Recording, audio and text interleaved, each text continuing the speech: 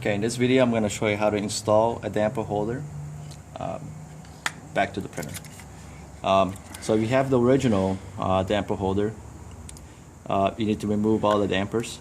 Okay, so to do that, there's a silver bar that holds all the dampers together. So you're going to get a needle nose and pull on one of the sides of the damper holder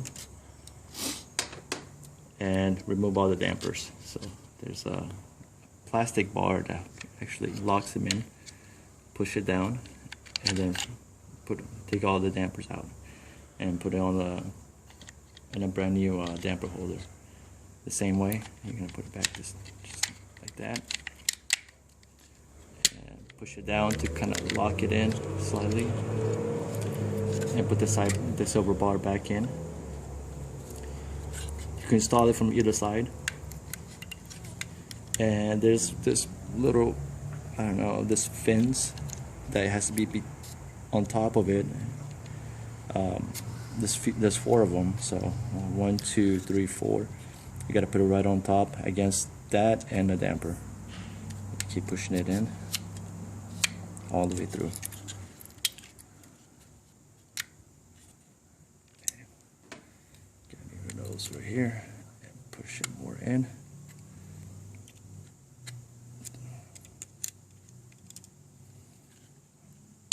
There you go. Okay. Now, to put it back, we have to line it up this way. Make sure the dampers are facing the bottom. Be careful with the wires. And fits like that. Now we're gonna put this screw back in. Get the long screw.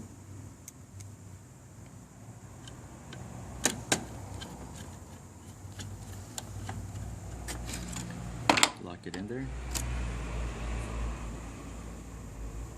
Okay. Now we're going to put all the wires back, starting with the small one because it's on the bottom, and the wide one. Let's put the silver bar first. It's right here. So you got to line up 1, 2, 3 with the all the way to the right goes on the carriage itself, which is right here. The middle one goes on the damper holder, and the left side goes on the carriage itself also. So line them up like this. Screws back.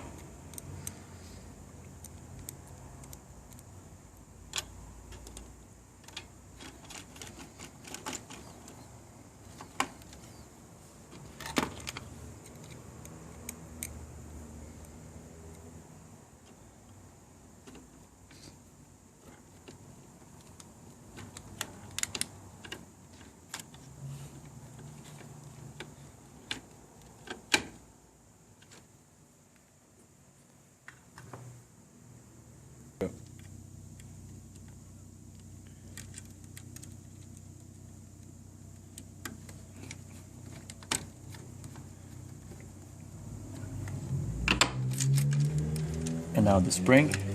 Let's grab the spring and wrap it around that little hook. And now the ribbon cable goes. The 0 and the 0 cable goes into this one slit on the side of the right hand side of the damper holder.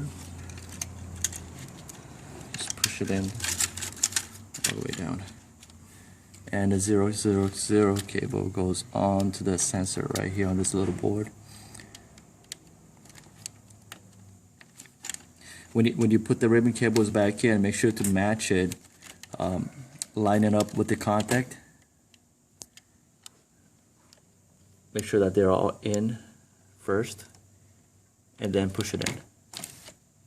That if you're not careful, then it might bend the contacts that actually reads the sensor data. Now there's this little black clip goes on the side holding all 3 cables to the carriage. Okay, so you gotta push it against it and slide all the way down. It should clip right here on the top. Now before we jump into the bottom, we're going to reattach all the ink lines back to the damper. So we're going to start from the left and work our way to the right. So if you line them up like this, all the way to the bottom, goes all the way to the left, and start screwing it back on. You don't want to over tighten it. Make sure to push it down all the way to the bottom until there's some resistance, and then screw it back on, hand tight. You don't want to over tighten it or else you'll crack the plastic.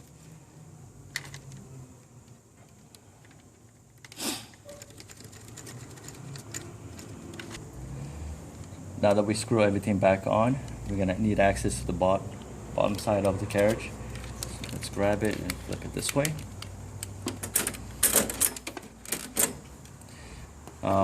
We're going to need to put the print head back in here. So get the print head first. We need to reattach all the ribbon cables. So starting with the 00 cable. And you're going to need to be careful with the contact, not to touch it with your finger. Line it up to the contact points and then push it in. Same thing with this. Match it and then push it in. Now we're going to put this bezel back on. Put it this way. Make sure that this ground plate is on the bottom. And put 3 screws. 1, 2, and 3. Using the smallest screw. And screw it back on. Once you put all the 3 screws down, we're going to reattach the print head to the damper.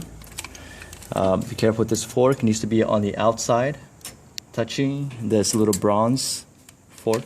This fork needs to be touching the bronze plate, and push it down. Okay.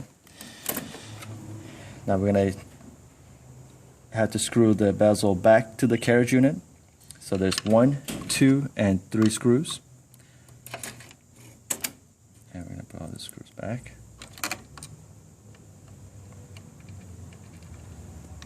Remember to when you screw this, always spin to the other side first, reverse, until it clicks, and then screw it back on.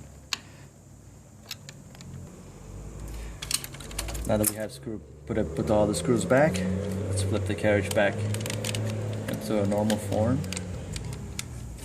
Get the carriage belt, just pull in, make sure that it's on top of the frame right here that sits right there in the back. Just to show you, make sure that it sits like right here. Okay. Make sure we're gonna need to match the bearings on top of the rails, on top and the bottom cover of the rails. Remember, they separate, so you should keep them together.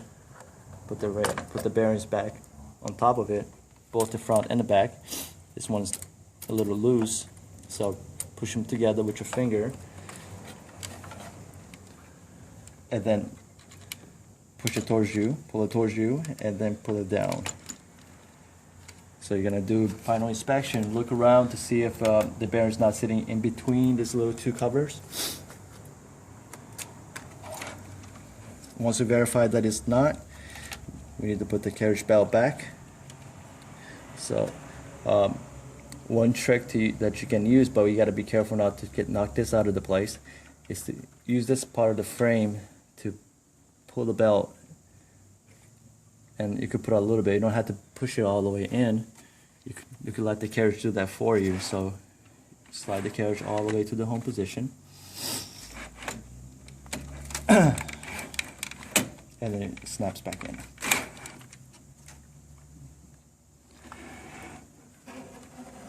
Now all that is left is put in the encoder strip back into the sensor. Push it down with your finger until it goes between the sensor, and push up. And now you're done.